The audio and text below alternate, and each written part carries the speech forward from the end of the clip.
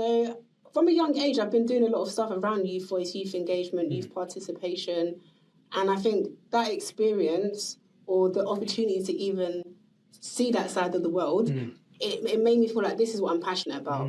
And then just to kind of summarize it down, because I've worked for different youth charities and organizations, sometimes I've seen or I've felt that some best practice wasn't always happening. So what I've kind of taken away from that and through the work that I've set up through DICE CIC is making sure that we have authentic youth engagement, but also best practice and lead by example.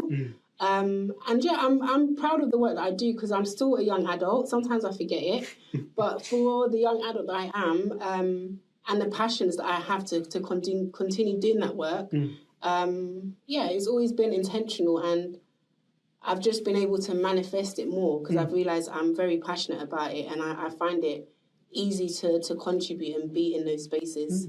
That's really incredible. And I think, like, it's very clear, even, like, through that short summary, that, like, you've always been passionate about community. Yes. And I think that's sort of, like, I think sometimes, especially for anyone watching or listening, they might be feeling like trying to figure out, I guess, where their like not just creative journey, but where their career journey and like life will take them. They might be like, oh, I don't know where this is going to go, or like what my next steps could be. Or even if they are like out of uni, they might be like, oh, I've been working in this industry for a long time. This is what I studied in. But like you said, they might have realized like they're actually passionate about like community engagement or youth work. But I think it's clear from your own story of just like realizing this is something that you were super passionate about, to then go and create this like CIC.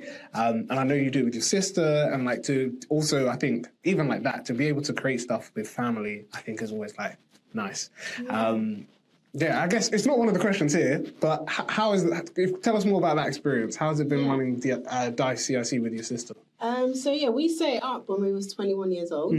And I think reflecting on the journey now, we didn't know what we were setting up, if that makes sense, especially now that I'm finding out more about like entrepreneurship and social enterprise. We basically just started going into our community and helping other young people based on the support that we had. And I think to answer the question around how is it running a business, social enterprise with family, luckily enough, it works in our favour. I have heard other stories of, you know, how it not always going to plan.